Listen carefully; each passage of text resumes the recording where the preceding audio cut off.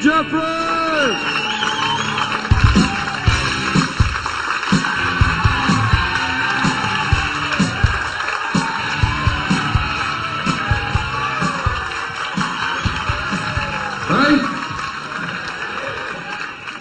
How you all going? Good. Welcome to the recording of my first ever DVD, people. So thank you for coming. Who's seen me before? Give me a yell. Alright, who's never seen me? Okay, you do seem like a happier bunch. Well, as I said, the show's called 30, man. It's just basically a lot of stories heading up to the age I am now. I just wanted to rip off the 300 poster, so it's really got nothing to do with fucking nothing. There's no point in it or anything. I get to travel over this job. Actually, this is the third date on the tour. 2 days ago, I was in Helsinki doing a gig, and we got 600 people came to the fucking gig, but only because they were just like going, "Are you the man who got punched in the face? So good to see you." I love all that shit, though, man. I went to Sweden, man. The Swedish people are the best looking people I've ever seen in my entire life. I didn't see one ugly fucker while I was out there. I think they might be killing the ugly people. Now, I'm not saying they're walking around killing people. I'm saying they're doing it from birth, right? There'll be like a woman giving birth. There'll be like a doctor, and then there'll be like an official guy in the corner, right? The doctor pulls the baby out. He shows it to the official bloke. He goes, "No." The doctor gets the baby's head. Throws it in the corner with all the other ugly dead babies. And they're such a rational breed, I don't think the woman would even be upset. I think she'd just be going, "Was it ugly, was it? Thank you for saving me from the shame. But it's my own fault, you know, I shouldn't have had sex with a Scottish man."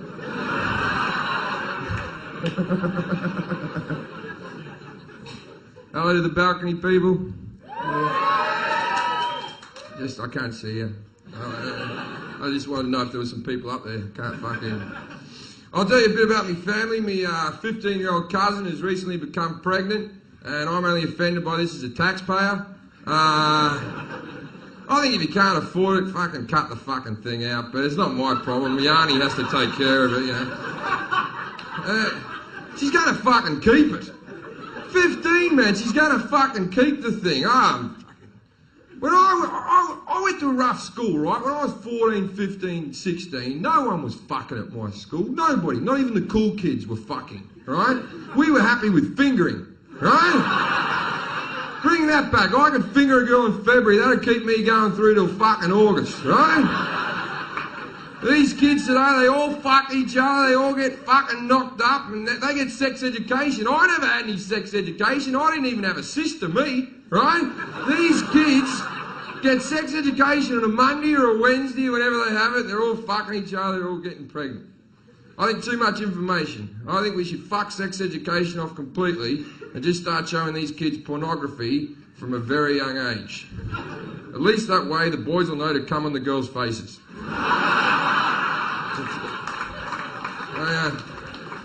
I'm trying to make a difference here, people.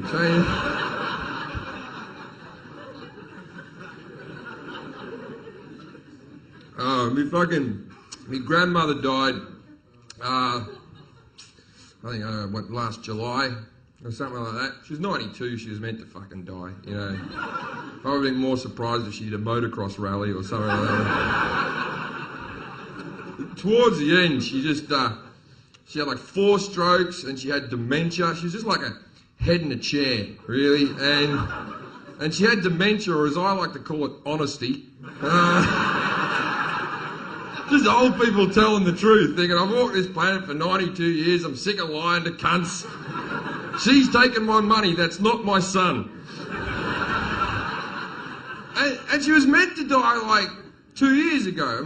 She kept on getting strokes. Kept on getting rang up by my mum going, "She's got like 2 days to live," right? So she goes, "You better ring your grandmother. She's going to die any minute," right? So I ring her up and say, "Hey, Grandma, how are you?" And she goes, "Not too good." And I went, "Yeah, I heard that. I hear you're not doing well. Look, Grandma, I'm going to miss you. I love you. I'm sorry you're dying." And she went, "Oh, I love you too, Jim." And then I cried and I thought, well, that's that. And I put the phone down and I went back to the PlayStation, right? And then like 2 years on, she wasn't dead. What do? Do you call back? What's the protocol? Do you go, good for you, didn't think you fucking had it in you, right? Every time she was going to die as well, because my father lives in fucking Sydney and my grandmother lives in Queensland, and he would go up to bury his mum, but because of her not dying, he'd go up there, and every time he had to take time off work and all that, and every time he'd come back down, I'd ring him up and go, did Grandma die? And he'd go, nah, and I go, well, better luck next time. She's got like 12 grandkids, and we all got the same inheritance. We all got $100. That's Australian. $100 Australian. That's fucking 38 quid, right? That's not even enough for 2 lap dances, that, right? How is her spirit meant to live on? And those people can fucking hang on forever and ever because they're worried about the afterlife. She wasn't going to fucking die. That's the same reason the old Pope, not the Nazi we got now, the one before that, right? He wouldn't. Remember the one that was curved like a banana, right? He wouldn't die because he was religious and evil. Every time there was like a pedophile in the Catholic Church, he would just move them to a different church so that God's not watching. We're okay. We'll just now it's all gone a bit weird because I mentioned pedophilia. Don't think that I don't know that pedophilia is a very awkward subject to bring up at a comedy gig at the 5-minute mark of the show. But let's have a go. I've had some personal... I was molested by a scoutmaster when I was young. This is true. He never physically touched me or penetrated me. He used to put me in a corner and masturbate on me, but still, not a great day. And I find pedophilia to be it's a very awkward... In society, if there's certain pedophiles that we condemn, and then there's other pedophiles that when they do it, we don't even notice. We just put it under the carpet and go, oh, don't talk about that. That doesn't... Okay, does everyone know that Elvis Presley was a pedophile? Right? There's no debating this. Elvis Presley had Priscilla Presley move into his house at 14 years of age, whereupon he fucked her, and then married her at 16 or 17 or something like that, right? So Elvis was a pedophile. You happy with that? Right. Charlie Chaplin was a pedophile. He fucked 13-year-olds, 14-year-olds, 15-year-old girls. Yet there's a statue in the middle of Leicester Square of Charlie Chaplin where you can have your photograph taken with the pedophile. But we forgive them because they're the best in their field. There's never going to be another king of rock and roll, and I promise you there'll never be a better silent movie star.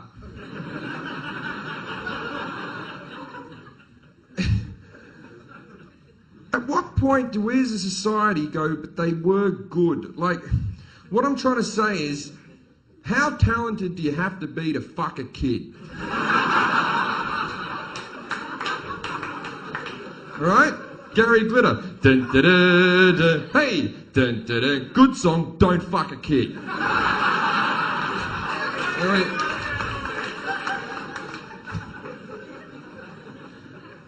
Back to my grandma.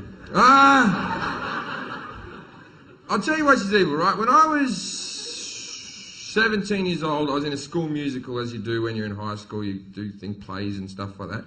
I was in a school musical, and I got the lead role. And my grandmother came down from Queensland to come and see the musical and stay with us. And she was staying in my room, and I had to kip out in the fucking living room on the couch. So she's there for a little while. And my mum goes, go sing your grandmother a song. And I'm like, you sing her a fucking song. I'm not going to sing her. Go sing your grandmother a song. I'm not going to sing her a song. And then I hear from my bedroom, is Jim going to sing me a song? And I went, yes, Grandma. And you fucking bitch, man. So I walk in there and I go, what song would you like to hear, Grandma? And she said, Stormy Weather. And so I went, don't know why there's no sun up in the sky. And my grandmother looked at me adoringly, as only a grandmother could look at her grandson singing a song. And then I finished the song, and I went, there you go, Grandma, that's your song. And I went to walk away, and as I was walking away, my grandmother goes, I'll tell you a story. And I'm like, of course you'll tell me a fucking story.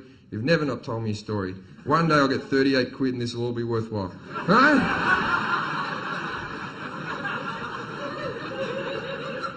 What's your story, Grandma?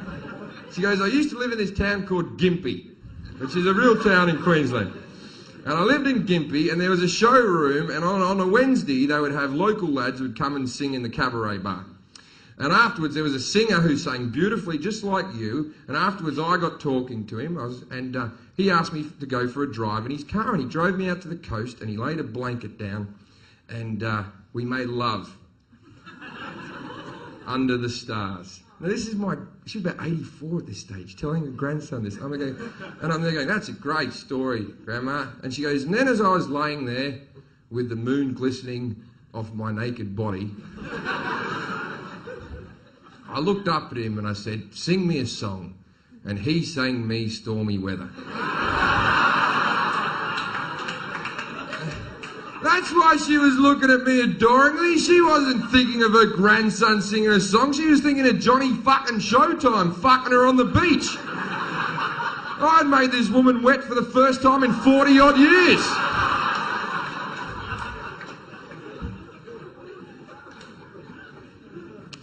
So we're all drinking tonight, I hope. It's fucking Saturday, you gotta get pissed. It's good for you. I don't like people who don't drink. I don't trust them. I haven't got friends that don't drink. I would stop being your friend if you stopped drinking, because anyone who doesn't drink is a boring cunt, right? If you're a non-drinker, your stories fucking suck.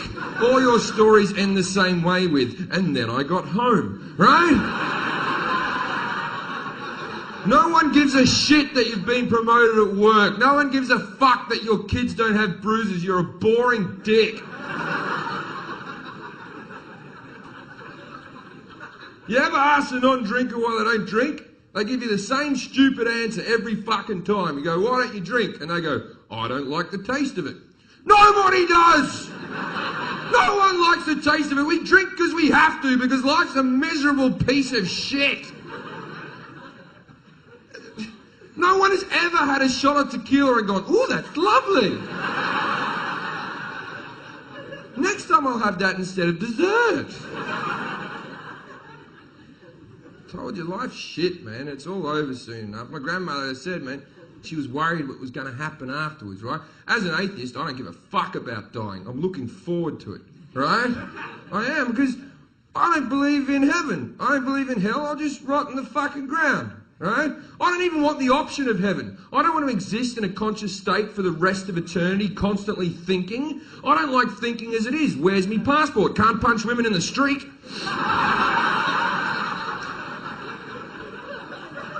The Bible calls heaven eternal bliss. I don't care how blissful it is. It's eternal. You'd get used to it and then you'd be fucking bored. And what's hell meant to be like? Fire and brimstone, eternal agony? That's what's written in the Bible. That's God's book. As far as I know, the devil hasn't brought out a book. We don't know his side of the argument, right? If you ask me, the devil and God are having an argument, the devil's being a bigger fucking man, because God's just writing shit about him. And the devil's going, I'm not even going to fucking comment, son. You don't want to live forever in a conscious... You don't want eternal life. Life is shit, right? Life is a horrible disappointment, one after the fucking next, right? If you don't think it is disappointing... Right, hang on, I'll do this down... Okay, give me a camera, right? Straight in on my face, right? Everybody do this in the room here. And if you're watching at home, right? Look at the person next to you that you love more than anyone in the world, right? And know that sooner or later, one of you will be dead and the other one will be miserable. It's just something to think about. As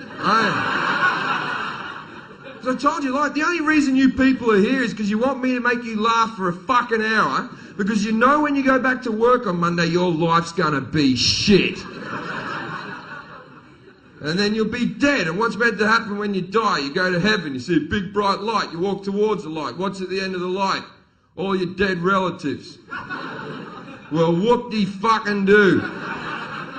You ever spend a weekend at your grandparents' house? It's fucking shit.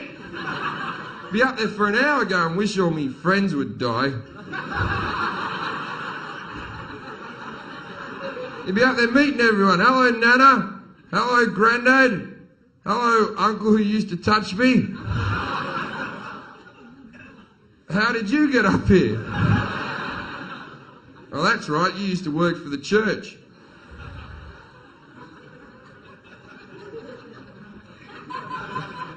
That got a very mixed response.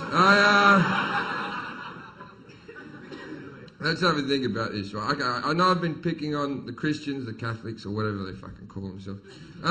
If you're religious, you're a fucking idiot, right? Point blank. The guy in the cloud and all that, you're a fucking moron, right? Read a science book. Watch a Richard Dawkins documentary, you dumb fucking cunt, right? There is no way creation... What, they're just Adam and Eve fucked each other and we're all... Fuck off, you idiot, right?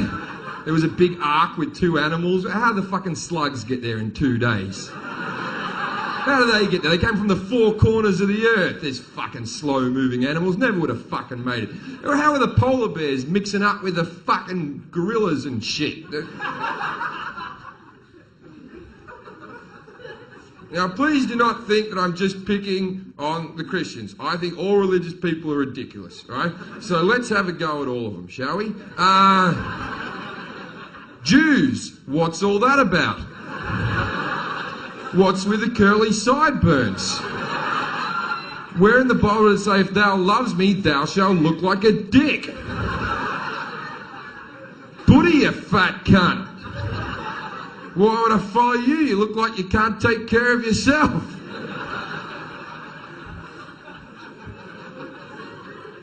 Then there's our Muslim friends. The fucking muzzies are mental. Thank fuck the muzzies don't drink, because they'd be out of control if they fucking did. They just aren't a tolerant bunch, the muzzies. Covering women's faces and cutting clitorises off isn't just a bit of culture, right? It's horrible. It's fucking horrible, right? You can't... The teddy bear. Remember the little teddy bear that was called Muhammad? That lady didn't deserve to be... They wanted to kill her and lash her in a fucking square for calling a teddy bear Muhammad, right? Now, if there's any Muslim fundamentalists in the room, right? You see this microphone? I'm calling it Muhammad, right? And it's fucking gay. It's a gay microphone called Muhammad, and all it wants to do is roll the Quran up and fuck itself up the arse. Now, that joke has limited some of my holiday destinations.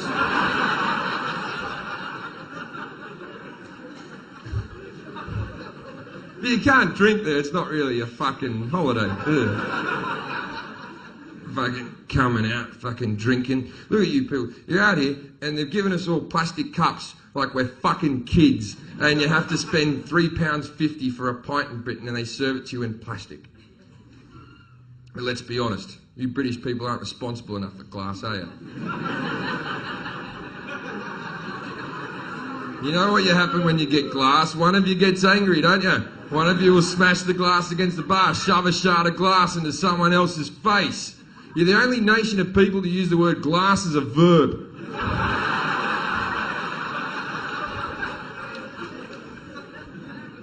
Oh, fuck, you come out, go to a nightclub, you get pissed, you go to the toilet, go to wash your hands, but you're not allowed to wash your hands. Why not? Because there's a fucking toilet attendant there. A guy with a metal tray with a whole lot of pound coins on him. A few bits of fucking perfume, a couple of chopper chomps and a bit of chewing gum. And he's ready with a soap. I fucking hate those cunts. I'm not going to give you a pound, mate. I've washed me hands before. I'm fucking good at it, right? It's one of my skills. I'm not the most hygienic guy in the world anyway. I was just sniffing coke off a toilet seat, for fuck's sake.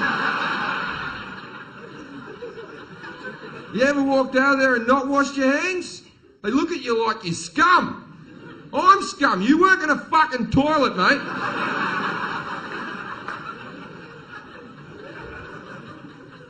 Tell you a story. I was out in South Africa doing some gigs.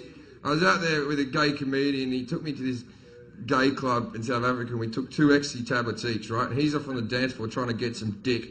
And I'm standing in the bar chatting to a couple of lads I've never met before, and one of them goes, "You're wasted, aren't you?" And I went, "Yep." And he goes, "Do you want to come to the bathroom with me?" Now, as a drug taker, I think he's offering me a line of coke. So I went, "Would I?" Not only did I do that, but I put my arm around him, dragged him off to the toilet and went, this is going to be fucking awesome, man. I went into the cubicle first to wipe the seat down. Then I leaned out and beckoned him in. Now, I don't know about all the men in the room, but I know these days when I get my old fella sucked off, he takes a little while to stand to attention. But he must have really liked me, because he walked in with what I can only describe as a great big black cock. He shut the door to the cubicle. There are now 3 people in the cubicle. Me, him, and the great big black cock. Just to give you dimensions of the man, he's this tall, he's this wide, the cock's erect, it's poking into my stomach. I look up at him and I go,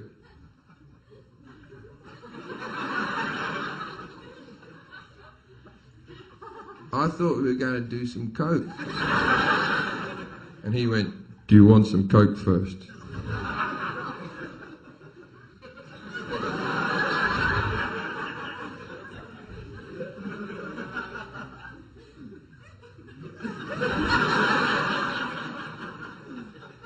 I only want coke.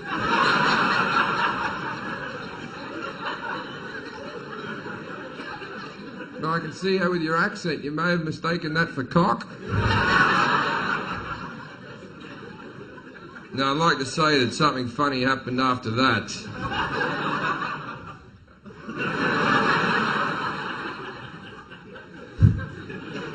All that happened was I told him I wasn't gay, he apologised, he went out and he bought me a drink.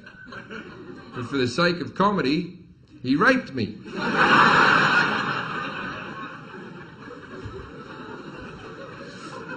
Now, I'm going to talk to you a bit about me dad. Me dad's a weird cat, right? Good guy, he's not a cat. My parents made me get a job when I was like fucking 12 doing a paper round because there was no mines in Sydney. And I had to go around the suburbs and deliver papers, and at the end of the day I had to go to the news agency and empty all the bins out the back of the news agency into a big metal skip, and it was a fucking cunt of a job. But the only good thing about it was, at the end of the month, they used to throw away all the magazines I hadn't sold, so there was mountains of porn, right? So I would collect these porn mags up, fill me backpack up with them, go home, take the porn mags to school, sell them off for $5 a magazine. I was making more out of my porn empire than I ever did out of the paper round, right? Now I had a drawer under me bed that was 4 foot by 2 foot, which I packed full of porn. One day I come home, my room's been cleaned, it's fucking spotless, right? First thing I do is I run to the porn drawer, right? I open it up, empty, right? Go out to the living room. Now my mum's out there sitting in a chair. Now did anyone have a parent that had their own chair? They were the cunty parent. They were never the nice parent, right? If you're a parent out there and you have your own chair, you're a fucking Nazi dick, right? Stop being such a fascist. Sit somewhere else. You don't control the world. So my mum looks at me and she goes, I cleaned your room. And I went, yeah, thanks for that, Mum.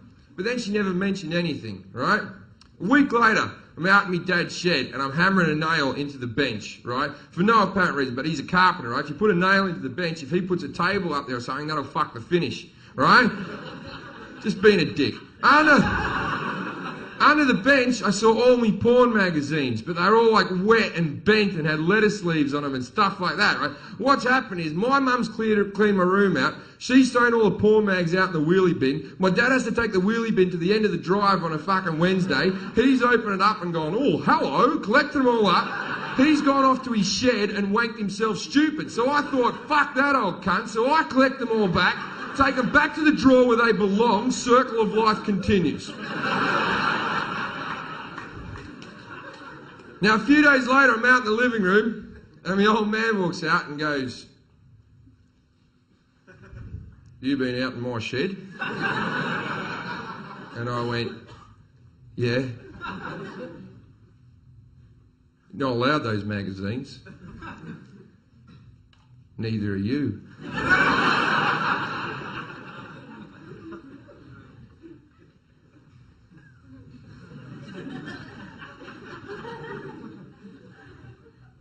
Can I have 4?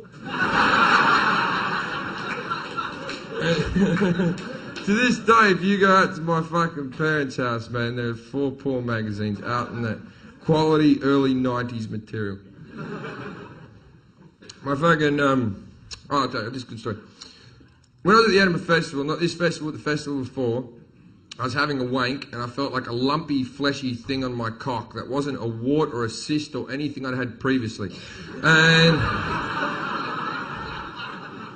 I went to the doctor and the doctor looked at it and sort of went... Another doctor and the 2 of them looked at it and just... I don't fucking have any idea what that is. So they sent me off to a specialist. The specialist puts my genitals into like a clamping machine.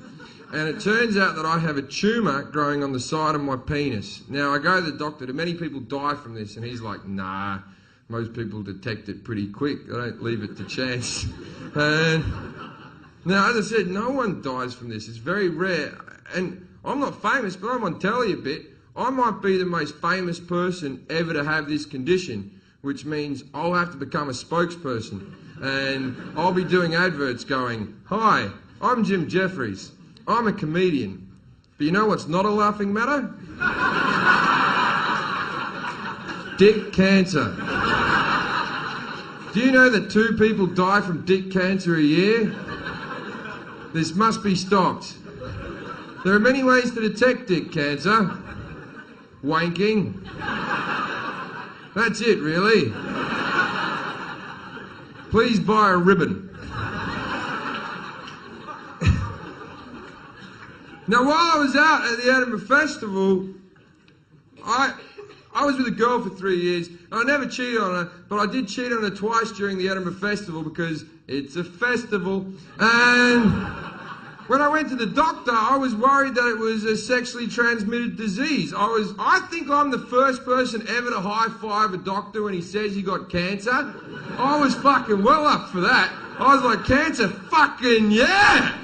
Because you come home with herpes, she'll kick you out of the fucking house, right? You come home with dick cancer, she'll make you a cake or something real nice. And God bless her, I loved her a bit, but we're broken up now. I can say that she wasn't bright, she was a thick girl. She would not have sex with me until the tumour was removed because she was worried it was contagious. I'm like, it's not contagious, it's fucking cancer, alright? Let's just enjoy the width while we have it. You girls know I'm right. You haven't had sex till you've had tumour sex. I said, it's not contagious. It's not like we got it from a tit wank from Kylie Minogue.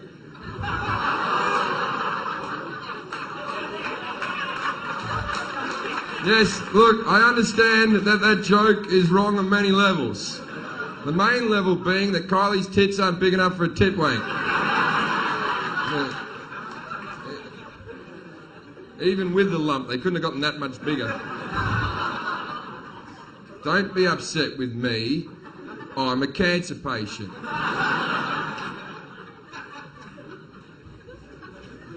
So anyway, I go into the surgery to get it taken out. They lay me down on the table. They put like a metal frame up with a curtain. And the doctor puts a needle into my dick. And there's a nurse, and her sole job is to take all the blood away from the sliced up cock. And there's another nurse, and her sole job is to hold my hand whilst my cock is being sliced up and to distract me from the mutilation. And she's holding my hand and she looks at me and she goes, so, I hear you're a comedian. And I went, yeah, I'm a comedian. Why don't you tell us all a joke?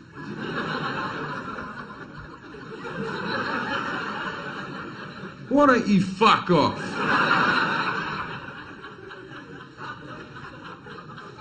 And then they put like 6 stitches into my cock. Like these aren't like the big ones they use like on your head or your arm. These are like tiny, fine, small ones that they use like on babies' arms. And the doctor tells me not to get an erection for 3 weeks. I was fucking moody. I wasn't a good kind of beer, man. The end of the 3 weeks, I was ready for my comeback wank. I hadn't even touched my cock. I tried not to think about my cock. My balls had never been so full in my entire life. In fact, the stitches dissolved and I told my girlfriend they were still not dissolved so I could have a wank before I fucked her. I put some porn on and I got some lube, right? Now, ordinarily, I'm not that fancy. I'm more of a dry hand sort of guy. But I thought, it's been a while, Jim. Treat yourself. So,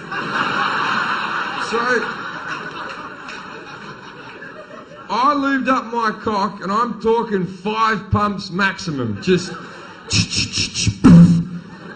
And out of my cock came this thick gelatin-like cum. It was like it was trying to make a baby without the womb. And I looked at it, and I swear to God, it fucking looked back at me. So I shook its hand.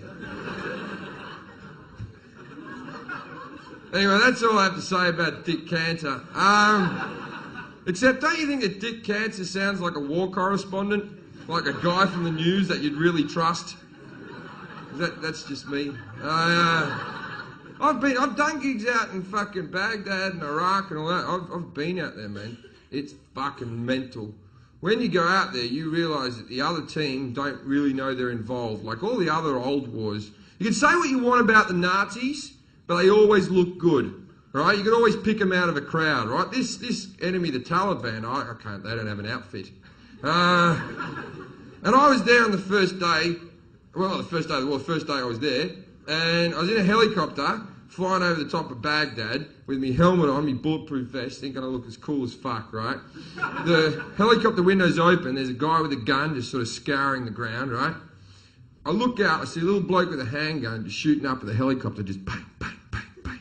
And I fucking freak out, right? I'm like, oh, fuck, we're being fired on. And the gunner turns around and goes, don't worry about it. We're too high up. Those bullets can't reach us. And then he went, hey, look at this. And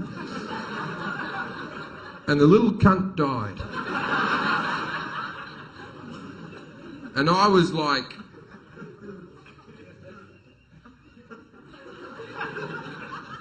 I was just saying.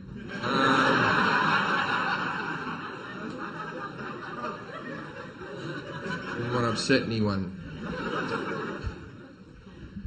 Fucking mental, man. I get so desensitised about terrorism now. I don't even care anymore. The first big one, remember the big one where the planes hit the buildings and the buildings... I can't remember what date it was, but the fucking... And every terrorist attack since then, I just fucking... whatever. The one in Glasgow where the guy was in flames and he drove his flaming car into the airport. The first thing that went through my brains when I saw that was, oh, you fucking cunt. Now I'm going to have to put my toiletries in a plastic bag. Take me shoes off, you're wasting me time.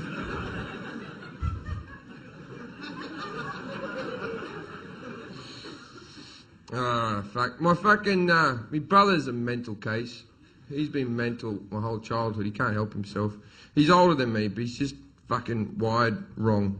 Something in his head. I'm going to tell you, I've never told this on stage before. It probably won't get on the DVD, but this is just something funny. Me and my brothers were talking. Whenever my mother's a great big fat woman, she still is. She's 18, 19 stone or something. She'd always used to get us to go out and get the washing off the line, and she'd always be in the kitchen going, go get the washing off the line, make sure you fold everything, and yelling at us while we were doing it, right? When I was about 10 and Scott was about 14, and we used to go out there. Whenever we got her underwear off the line, we would get on either end of it and fold it like a flag.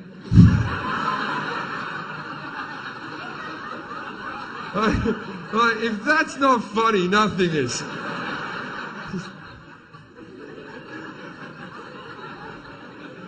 So, one time, me and my brother at home, right, just the two of us, and he's about 16, I'm about 12, and my mum and dad are out of the house, and my brother Scott is on the couch, and he looks over at me and he goes, Jim, get me a Coke. And I went, get your own fucking Coke, I'm not going to get you a Coke. And he went, get me a Coke or I'll piss on the carpet.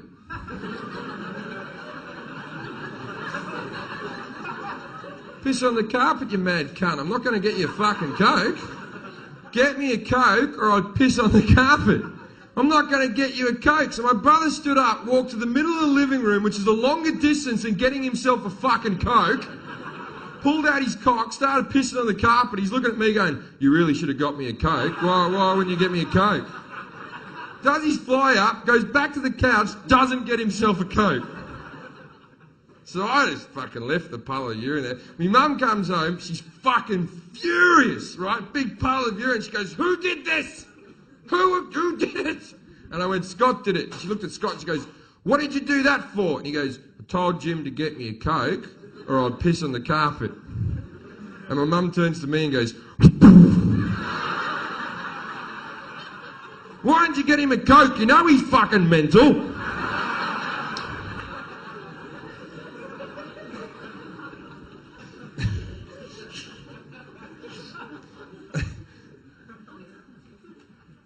I'll tell you another brother story. This one's a bit sad. I don't know if when me and my brother were young, my dad was doing that thing where, you know, when you were being taken to the dump yard, the tip or something like that, when you were a little kid, that was better than going to a football match. That was just like the best day ever. Because you never knew what you were going to find at the junkyard, did you? You'd just be there, standing on the pile of shit, going, Dad, you have to see this. We got to take it with us. It's a fridge. It's only missing a door. So we're loading up all this stuff from out of the garage, emptying old boxes and whatnot. My brother, I don't know, I'm about 9. No, I'm about 5. My brother's about 9. My brother pulls a vibrator out of a box just like this. And my dad does that fucking dad when they're nervous walker. He goes, hey, what you got there? Right? And then Dad goes, oh, I'll take that off you. Now, as soon as we see that little walk, we know that's something fucking important. And we're just going, Dad, what is that? I have to fucking know what that is. I have to know. What is it, Dad? And Dad sees his 2 sons and he sort of smiles wryly to himself and goes, it's a massager. My dad turns it on and goes,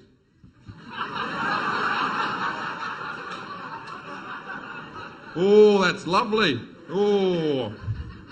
And he goes, we'll turn that off. We'll put that back in the box. We'll put that box way back up here. Won't look at that again. Okay, about a few days later, my brother comes into my bedroom and goes, Jim, garage. And we go to the garage and then we pile all these boxes up. We get the vibrator out. It's about 40 degrees heat.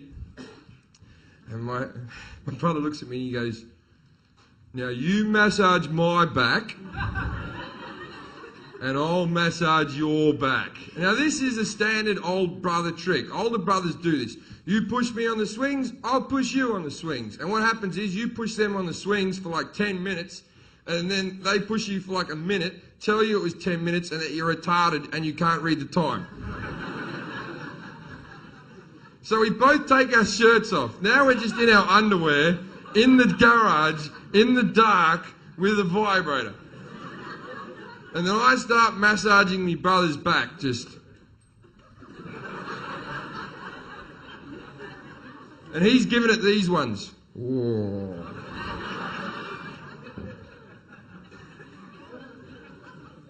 And then it's my turn. I get in front. My brother holds the vibrator up. He turns it on, and then he drops it on the ground and goes, you have to put it back up on the top shelf, and then he fucks off. Now, I'm 5 years old. What do? I cry, right? And I pick the vibrator up in the darkness, and I just go...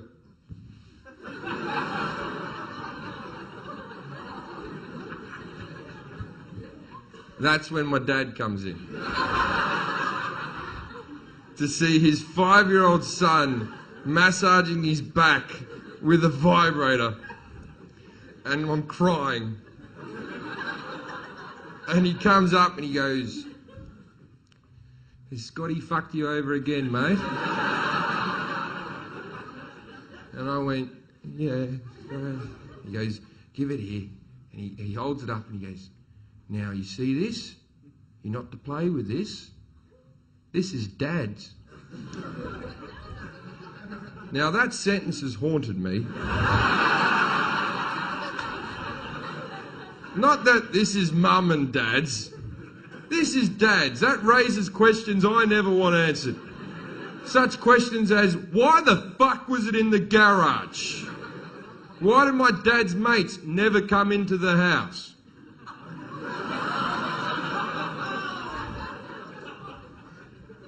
I was happy with it being in my mum, but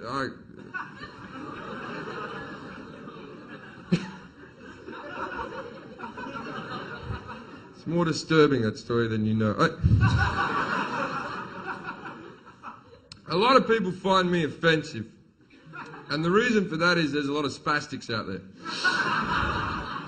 Do you know who finds that word offensive? Not the spastics, the people who know spastics, people who are friends with spastics. If you're such a good fucking friend, why don't you bring them out tonight, you fucking cunts? Furthermore, a few years ago I did 3 gigs for Scope. They rang me up and said, Jim, we'd like you to do our benefits. And I said, are you sure you want me? And they said, you're the only comedian who's ever made jokes about us whilst we're in the room. So anyone who's offended, you can go get fucked. I'm spaz approved. In fact, in their review, they gave me 4 oohs, which...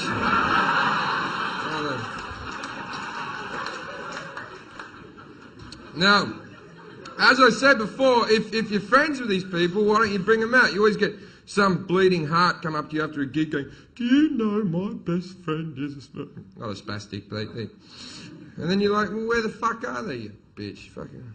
I used to work as a disabled carer before I was a comedian.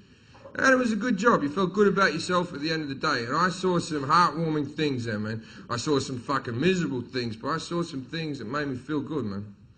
I got fired for racing them. It sounds a lot worse than it is, right? You say racing retards, that's offensive, right? Call it Paralympics, goodwill. And so... Anyway, I'm going to tell you a good story that came from there. Something nice, right? I think this story is inspiring. You mightn't agree with me, but I took these 2 lads down to the beach with cerebral palsy, right? Not with the power of. It's not like they're magical. You assume they'd have some... The only real magical disabilities are dwarfs. Midgets aren't magical. They're just freakish little people. Don't worry about that joke. It goes over the midgets' heads. Doesn't go over the dwarfs' heads. People underestimate how big their foreheads are and just smacks them in the 14th wrinkle.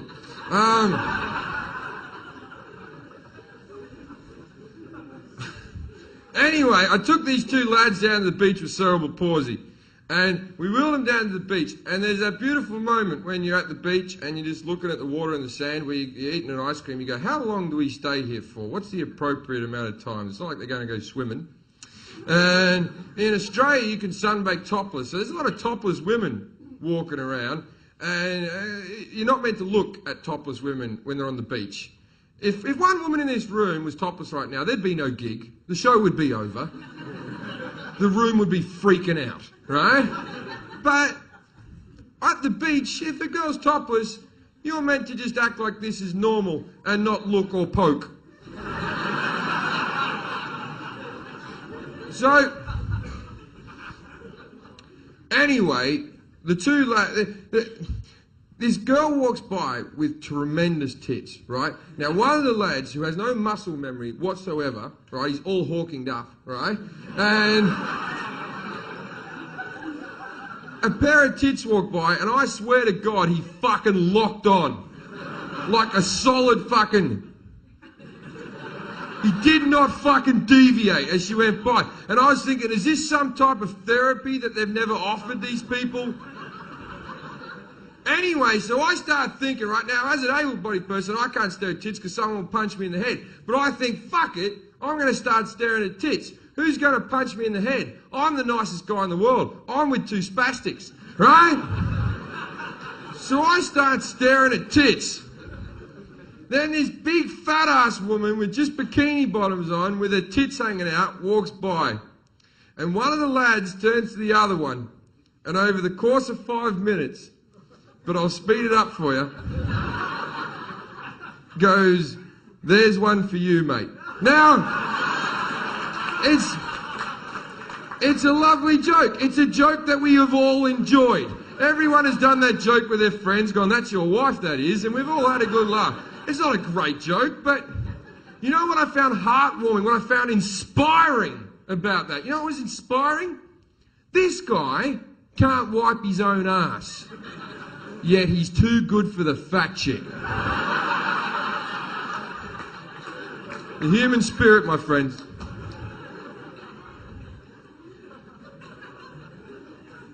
Oh. Now, who's watched me getting punched in the head on the internet? It's a lot of fun. I will now endeavour to tell you the actual story of why this happened. A lot of people have written to me and asked if it really did happen and if it was fake. It was completely real. What happened was, I was in a comedy club, the Manchester Comedy Store. It's about 450 people here. There was a woman up on the balcony that kept on heckling and heckling and heckling, and I put it down, and then eventually I went, I'm going to leave you alone now, like your dad did, right? And then I went, it's a shame your grandfather never did. I know, funny, right? Anyway, there was a guy on this side of the room who I assume had some issues with his grandfather. And he took some umbrage on what I said and decided he was going to punch me in the head. But he was an Irish bloke, so he had a full drink. So he waited until he finished his drink and then punched me in the head. But he never yelled anything out. He just sort of put his drink down calmly and went, all right, I'm going to fucking smack him. Now, when he hit me, I was in the middle of my cunt material. So for me, this was a very odd moment for a man to punch me in